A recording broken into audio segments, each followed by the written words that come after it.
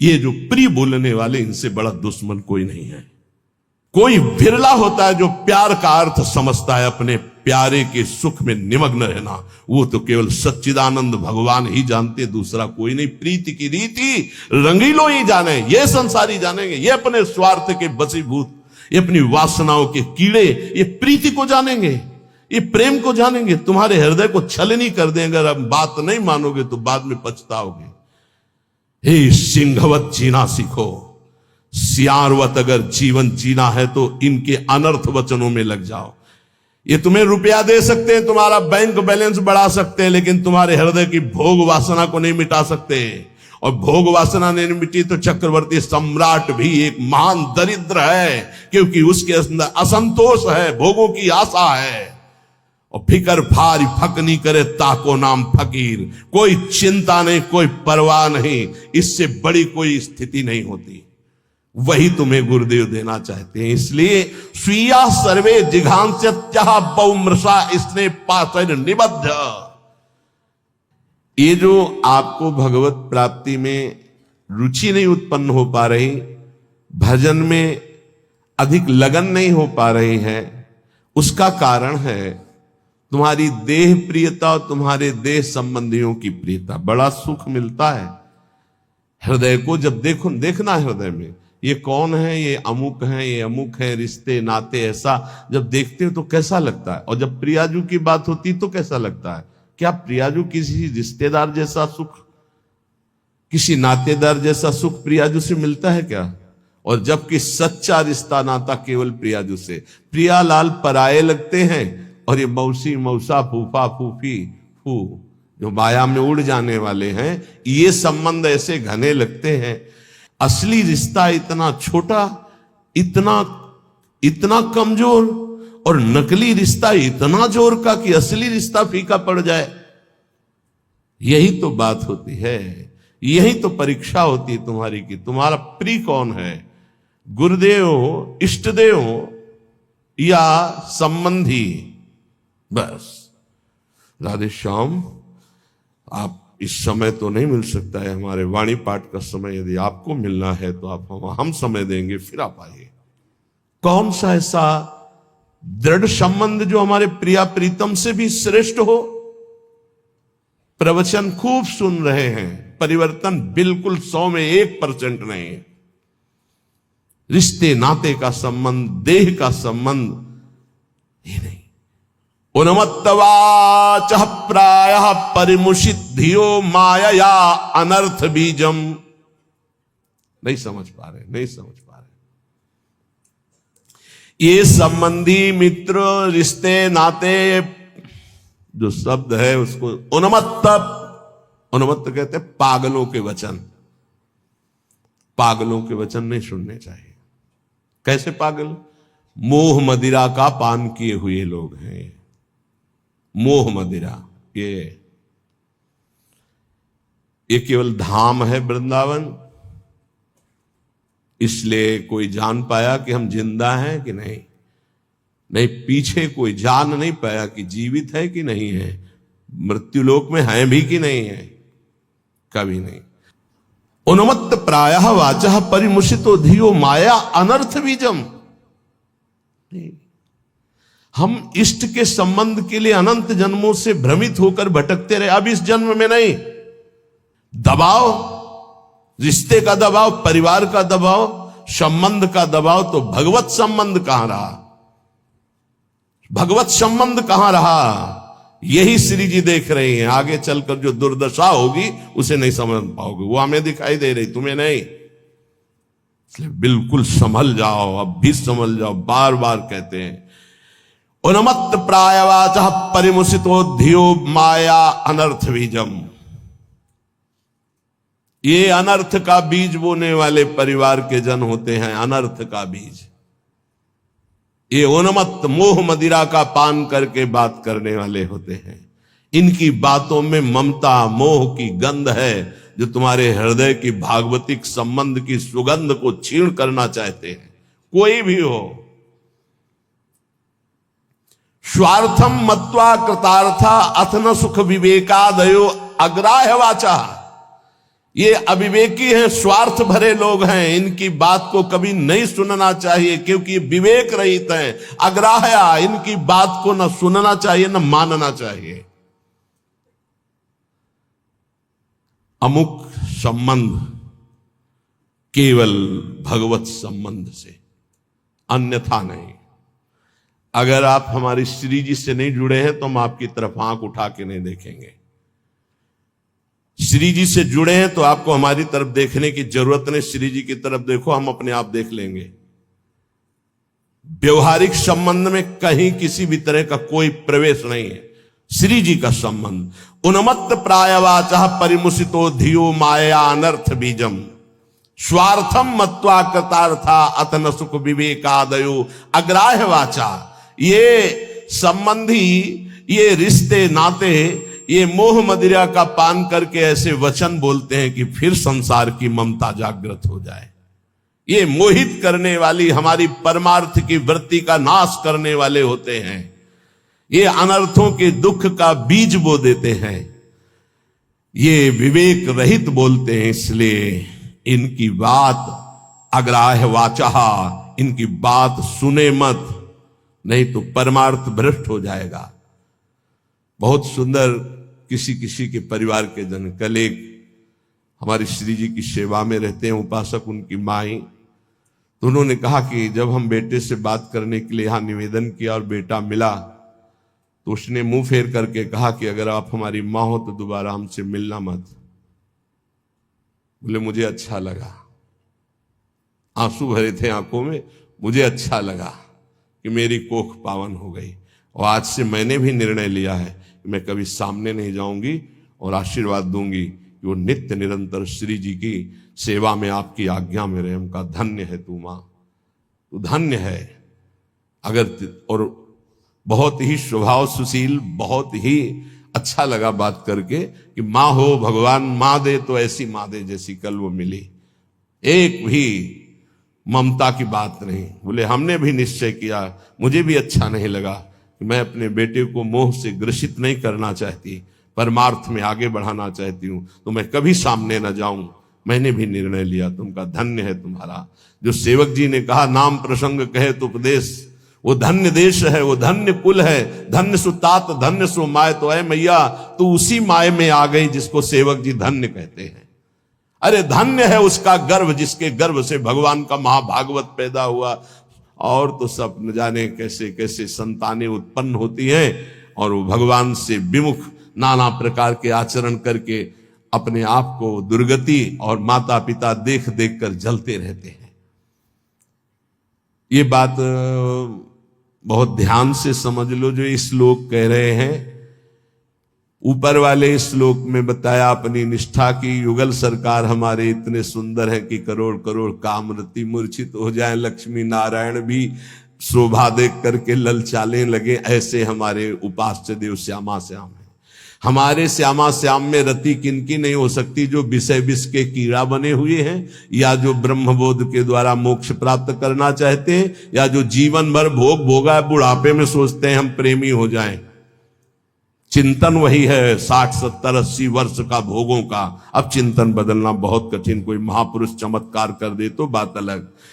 ये हमारी बात उनकी समझ में आएगी जो शरणागत है श्री जी के और प्रारंभ से अभ्यास कर रहे हैं अपने मन को प्रियालाल में लगाने का, रसिकों की कृपा का। तो चंदी वृंदावन आशा, उनके अंदर वृंदावन में विराजमान प्रिया प्रीतम से मिलने की आशा जागृत हो जाएगी। कह रहे हैं अब इसमें बचाव पक्ष क्या करना है? उन्मत्त प्रायवाचा परिमुसितो धियो माया अनर्थ बीजम। बुद्धि में ऐसा बैठा लो कि ये जितने प्यार करने वाले संसार के संबंधी हैं ये अनर्थ कर देंगे। अनर्थ क्या? हम जिस मन इंद्रियों को चुरा कर संसार से प्रिया प्रीतम में लगाना चाहते हैं ये पुनः वहीं लगा देंगे संसार में, पक्का। इनका प्रभाव ऐसा होता है, ये नहीं मानने वाले।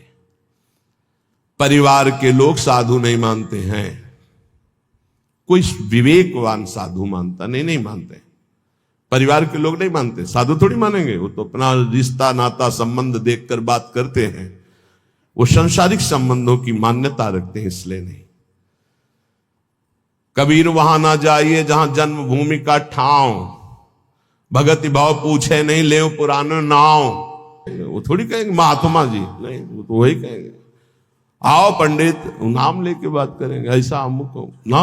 कबीर वहां ना जाइए जहां जन्म भूमि का ठाव, भगति भाव पूछे नहीं ले पुराने ना। वही संसार की वार्ता। अनर्थ बीजम, बड़ा आकर्षण है परिवार वालों का, बड़ा आकर्षण है। आप देखो, अंदर से देखो, 20 वर्ष नहीं देखो, फिर देखो भैया है हमारे, ये अपन अमुक है हमारे अमुक। और श्री जी को 20-25 वर्ष से नाम जप रहे हो, शरणागत हो, ये कभी नहीं आया कि आराध्य देव मेरे, जीवन धन मेरे। ऐसे धिक्कार है इस मन बुद्धि को कि जो अनंत जन्मों से हमारे हैं वो हमारे पराये नजर आते हैं, जो बिल्कुल हमारे नहीं, जिनको हम जानते नहीं है, अब भी नहीं जानते कि भाई के रूप में कौन अंदर विराजमान है, बहन के रूप में कौन अंदर विराजमान, हम नहीं जानते। केवल ढांचे को मानते हैं, ये ढांचा मेरा भाई है बहन है, और ढांचे के अंदर बैठा परमात्मा, उससे कोई परिचय नहीं है। इसलिए स्वार्थ मत्वा कृतार्था अतन सुख विवेकादयो अग्राह वाचा। अय विवेकी साधक, ये परिवार के जन विवेक युक्त नहीं बोलते, इनके मोह मदिरा से उन्मत्त प्रायः भरे वचन होते हैं, इनके वचनों को नहीं सुनना चाहिए। अग्राह्य वाचा, इनकी वाणी को ग्राह्य नहीं है, अग्राह्य है। स्वीया सर्वे जिघान संत्य बहुमृषा स्नेह पास निबद्ध, ये झूठी झूठी बातें बोल करके केवल स्नेह पास में बंधा लेते हैं, और ऐसे बांध लेते हैं कि छूटना मुश्किल हो जाता है। महापुरुषों का आश्रय लेने से एक बात ध्यान रखना, एक अद्भुत उमगन जागृत होती, उस उमगन को तपस्या के द्वारा संभाला जाता है, नहीं गिरा देगी। अब ये कोई कैसे समझ पाएगा कि महापुरुषों की कृपा से जो आनंद की उमगन होती है, अगर उसको तप के द्वारा न रोका गया तो गिरा देगी, पक्का गिरा देगी। ये बड़ी सूक्ष्म बात है, सबको समझ में नहीं आएगी कि महापुरुषों के संग की कृपा उसको गिरा कैसे देगी। भगवदानंद की जब अनुभूति हो तो उदासीनता बाहर इतनी हो जानी चाहिए कि तुम्हें देखना कोई पसंद न करे। ध्यान रखना, यह अनुभव की बात कह रहा हूं। जब आनंद की उमगन हो भगवदानंद, तो एकदम उदासीन हो जाना, मन बहिर्मुख बिल्कुल न होने पावे, किसी से अपनापन न होने पाए, तो वो भूमिका बदल देगा। महापुरुषों के संग से बिना साधन के भी आनंद की उमगन होती है। उस आनंद की उमगन को बिल्कुल वैराग्य और तप के द्वारा सहा जाता है, तब वो जाके महानता को प्राप्त हो, वो समझ नहीं पाए। तो यहां ये कह रहे उन्मत्त प्राय वाचा परिमुसितो धियो माया अनर्थ बीजम। ये जो कह रहे हैं इसको बात समझ लो, यही तुम्हारे जीवन का पतन कर देगी, चाहे गृहस्थी में चाहे विरक्ति में हो। इस बात को अच्छे से समझना। उन्मत्त प्रायः वाचा परिमुसितो धिया माया अनर्थ बीजम। एक बार जब परिवार के जन सामने हो और तुम उनमें भगवत भाव प्रणाम करके अपनी भाषा बोलना वैराग्य की, फिर देखना तुमसे कौन प्यार करता है। तुम उनकी भाषा में मत आ जाना, अपनी भाषा में बोलना जो साधु की भाषा होती है, फिर तुम्हें असलियत में समझ में आएगा कि कौन प्यार करता है, कोई नहीं। जब तुम उनकी भाषा बोलते हो तब बात में अपनी भाषा में सदैव हो, भक्त अपनी भाषा में। ये जीवन अब ऐसा दांव नहीं हमें चूकना कि इस जन्म में मुझे भगवत प्राप्ति ना हो। ये बहुत अंदर की बात समझ लेना। उन्मत्त प्रायवाचा परिमुसितो धियो माया अनर्थ बीजम, बिल्कुल 100%। अगर पारिवारिक मोह के जाल में फंस गया, चाहे गृहस्थ हो चाहे विरक्त हो, निकल नहीं सकता। इतना बड़ा जाल है। स्वार्थम मत्वा कृतार्था अतन सुख विवेकादयो अग्राह्य वाचा। कैसे तुम्हें बताए, बाहर थप्पड़ लगता है तो उसके लिए औषधियां होती, लेकिन जब हृदय की मार होती तब कोई औषधि नहीं होती। इसलिए आपसे प्रार्थना कह रहे हैं, अब भी संभल जाओ, अब भी संभल जाओ। तुम्हारा वैराग्य स्वरूप है तो तुम लोग अपने वैराग्य की इज्जत की रक्षा करो। समझ में आना चाहिए कि वैराग्य का स्वरूप क्या होता है। परिवार वालों को, संसार को भी समझ में आना चाहिए। आपका अपने ठाकुर सेवा, अपनी भगवत सेवा, अपने दिनचर्या इतना महत्व हो कि सामने वाला 1 घंटे दरवाजे पे खड़ा रहे और सोचे कि क्या इनकी भागवतिक रति है। ऐसे संकेत में श्री जी आपको समझा रही हैं स्वार्थम मत्वा कृतार्था अथन सुख विवेकादयो अग्राह्य वाचा, ये विवेक रहित बोलने वाले संसार के अग्राह्य वाचा, ये नाशवान शरीरों का संबंध तुम्हें अविनाशी बना देगा, तुम्हारा साथ देगा। ये मरण धर्मा शरीर है, अविनाशी परमात्मा की शरण छोड़कर इनके इंद्रियों की गुलामी के लिए किसी व्यक्ति वस्तु का आश्रय धिक्कार है जीवन। हम कामी हैं, क्रोधी हैं, लोभी हैं, लेकिन श्री जी लालजू को छोड़ दें ऐसा तो हो ही नहीं सकता। इतना तो रख लो, इतना तो रख लो, हमारी बात तो समझो। हम नीचता नहीं छोड़ सकते तो श्री जी को कैसे छोड़ सकते? हम नीच हैं मानते हैं, हम पतित हैं मानते हैं, लेकिन हम आपको नहीं छोड़ सकते। हमारा स्वभाव नहीं छोड़ सकना, हम नीचता नहीं छोड़ सके, काम नहीं छोड़ सके, तो नाथ आपको कैसे छोड़ सकते हैं? अब आपके गले पड़ गए। अगर हम कामी हैं तो आपके हैं, पतित हैं तो आपके हैं, आपको नहीं छोड़ सकते। इतना तो पकड़ लो यार, इतना तो पकड़ लो। हम संसार को पकड़े हुए हैं, माना नहीं छोड़ पा रहे, लेकिन हे संसार के स्वामी, हम आपको भी नहीं छोड़ पाएंगे।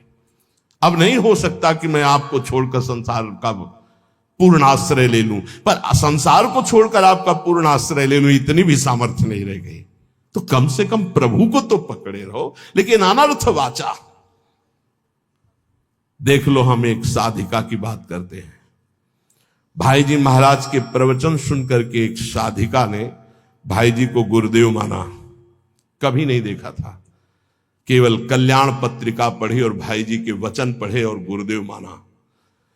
भाई जी की छवि कहीं से पता लगी तो मंगाकर अपने सिंहासन पर विराजमान, रात दिन दरवाजा बंद, घर के सदस्य उसे भोजन दे देते, बस दरवाजा बंद, नवयुवती भाई जी की छवि रात। एक दिन उसके अंदर इच्छा आई, क्या मैं अपने गुरुदेव को कभी भर नेत्र से देख सकती हूं सामने से?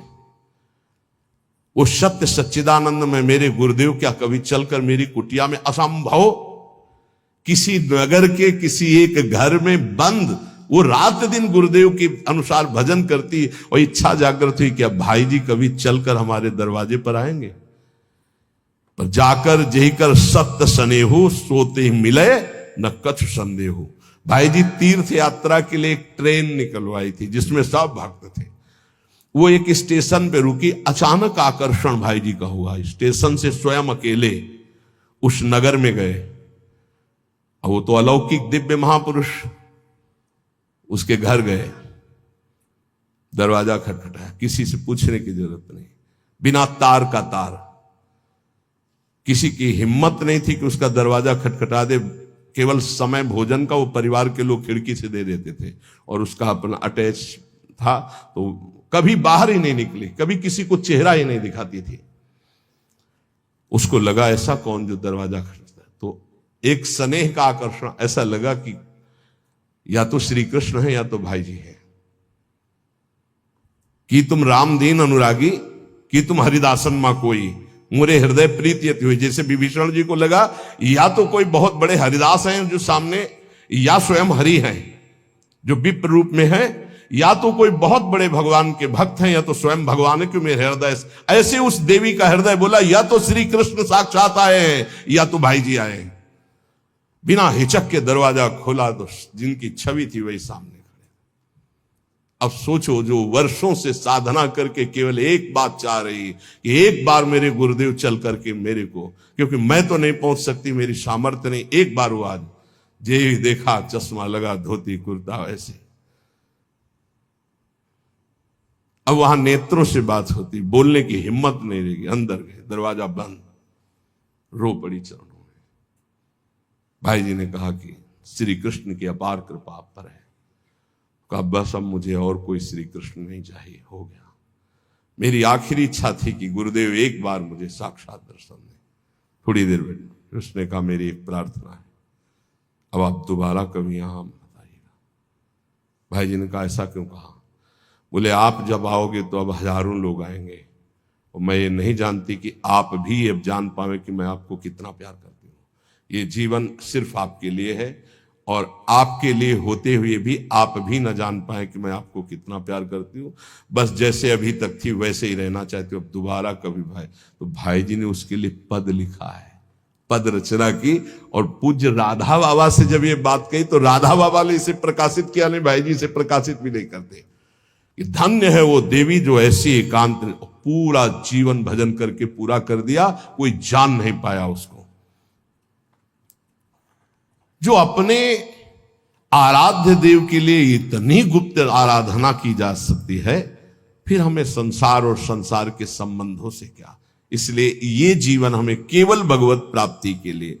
स्वीया सर्वे जिघांस्यन्त्यः बहुमृषा स्नेह पाशैर् निबद्ध। ये स्वजनगण अत्यंत झूठे स्नेह पास में बांध करके तुम्हें मार देंगे। जिघांस्या तुम्हें मार देंगे। मान लो कैसे मारा जाता है, ये तुम नहीं जान पाते हो। माया बहुत विचित्र है, बहुत विचित्र है, ये देखा है। इसलिए प्रार्थना है बहुत सावधान, बहुत सावधान। परिवार के लोग अच्छा समझते हैं। जब आप भोगों को स्वीकार करेंगे, भोगों में उतरेंगे, रिश्ते नातेदारों में उतरे, उनको बहुत अच्छा लगेगा। क्योंकि माता आपसे प्यार करती है पर दो चीजें देखती है, आपका पेट भरा है, आपको अच्छी नींद आती है, आपकी भोग सामग्री पर्याप्त है, बस इतनी उसकी ममता की वृत्ति, इसके आगे वृत्ति नहीं। और गुरु एक बात देखता है, तुम्हारा देह राग कम हो रहा है, तुम्हारा देहाभिमान नष्ट हो रहा है, तुम्हारा भोगों से राग कम हो रहा है, तुम तपस्या में आगे बढ़ रहे हो, तुम जितेंद्रीय हो रहे हो, तुम्हें भोग कोई प्रिय नहीं लग रहा, धन्यवाद, चलो आगे। गुरु स्वरूप में स्थित करता है, माता पिता देहाभिमान में पुष्ट करते हैं। इसलिए बहुत होश में। स्वीया सर्वे जिघांस्यन्त्या बहुमृषा स्नेह पाशैर् निबद्ध है। श्री वृंदारण्यायः महामहित समाजात कदा निश्चितत्वाम। हे भाई, वृंदावन में केवल रसिक समाज को अपना समझो, उनको पाकर आश्रित हो जाओ, और सब अनिष्टकारी समाज है, अनिष्टकारी। कोई तुम्हारा इष्ट प्राप्ति में सहयोगी नहीं है, सब इष्ट में बाधक हैं, इष्ट में बाधा पहुंचाने वाले हैं, और कोई नहीं। एक बात अच्छे से समझ लो, अगर हमारी कहीं दुर्गति होती है तो देह और देह संबंधी भोग और देह संबंधी रिश्ते नाते यही दुर्गति का कारण बनते हैं। इसलिए हे उपासक, अपने ऊपर कृपा करो, अपनी दिनचर्या अपने इष्ट के बराबर किसी को मत मानो। इष्ट और इष्ट की दिनचर्या तुम्हारी इतनी प्रवीण, इतनी सुदृढ़ होनी चाहिए कि हम समय देंगे तुम्हें मिलने के लिए, हमारी रुचि होगी तो। तुम्हारे समय में हम अपने समय को बर्बाद नहीं करने, लेकिन समय बर्बाद पहले ही कर रहे, उनके समय का महत्व क्या रहा।